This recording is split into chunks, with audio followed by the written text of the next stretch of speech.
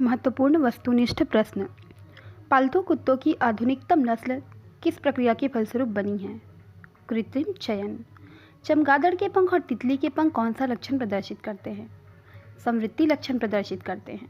Darwin का सिद्धांत आधारित है अपने सफर के दौरान किए गए अवलोकनों से। डायनासोर के समय पाए जाने वाले पौधे हैं शैवाल, फर्न, मॉस, साइकस, गिंको। जैव विकास का सिद्धांत प्रतिपादित किया है डार्विन और वेलेस ने।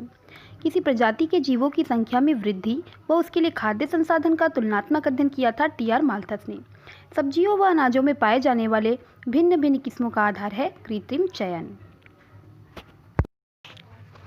डायनासोर के युग की प्रजाति नहीं है हाथी व मनुष्य। सिल्केंथ नामक जीव अफ्रीकी तट पर मछुआरों ने पकड़ा 1938 में। डार्विनिज्म नामक पुस्तक के लेखक हैं Wallace. On the origin of species by natural selection पुस्तक के लेखक हैं डार्विन।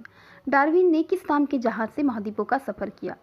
HMS बीगल नामक जहाज से। किसी जीव का अपने आवास में ढल जाने की प्रक्रिया कहलाती है अनुकूलन। प्रजाति या जीवों का ऐसा समूह जो आपस में लैंगिक प्रजनन कर सके कहलाता है जैविक प्रजाति। जीवों में विविधता से अलग अलग प्रजातियों का बनना कहलाता है प्रजातिकरण।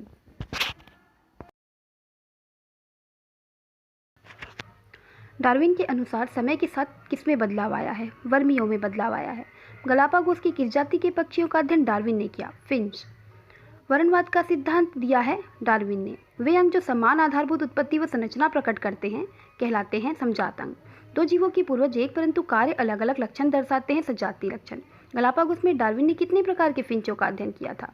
15 प्रकार के फिंचों का अध्ययन किया था। प्रश्न, जीवों के विकास से आप क्या समझते हैं? उत्तर, वह प्रक्रिया जिसमें क्रमिक एवं धीमे परिवर्तन के फलस्वरूप कालांतर में जीवों के शरीर में कई बदलाव आते हैं तथा प्रारंभिक सरल जीवों से नई जटिल प्रजाति का निर्माण होता है, जैविक विकास कहलाता है। प्रश्न, डार्विन और वेलेस द्वारा प्रतिपादित जीवों के विकास के सिद्धांत से हमें क्या पता चलता है? उत्तर, डार्विन और वेलेस द्वारा प्रतिपादित जीवों के विकास के सिद्धांत से हमें यह पता चलता है कि जीवों में विविधता पाई जाती है, जिसके कारण उनके रंग रूप आयु में अंतर होता है। वे जीव जो अपने वातावरण में रहने के लिए अनुकूलित होते हैं वह जीवित रहते हैं तथा विभिन्नताओं के द्वारा नई जातियों को उत्पन्न करते हैं तथा वे जीव जो अनुकूलित नहीं हो पाते नष्ट हो जाते हैं। प्रश्न, जीवों के विकास में चयन और अनुकूलन की क्या भूमिका है?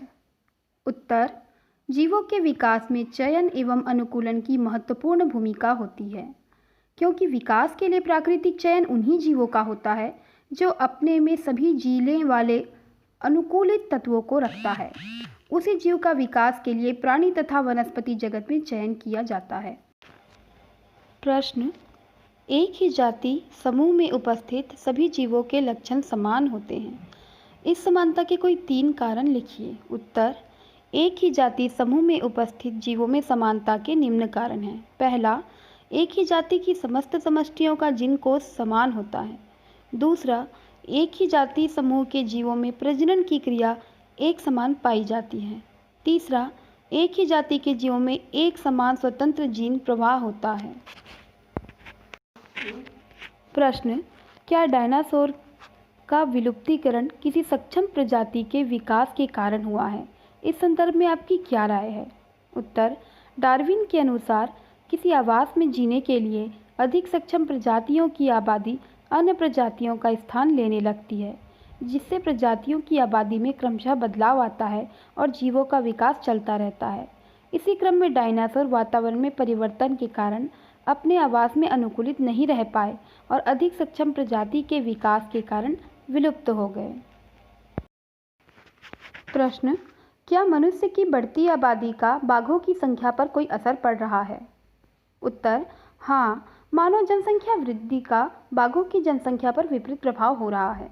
मानव जनसंख्या इस तेजी से बढ़ रही है कि उनकी आधारभूत जरूरतें पूरी करने के लिए संसाधन कम पड़ रहे हैं। परिणाम स्वरूप मानव अपनी ज़रूरतें पूरी करने के लिए जंगल काटने लगे हैं और बाघों का आवास स्थल खतरे में है, जो उनकी संख्या कम होने का कारण भी है। सजातीय लक्षण का अन्य उदाहरण। डार्विन के द्वारा लगभग 15 तरह के फिंचों का अध्ययन किया गया।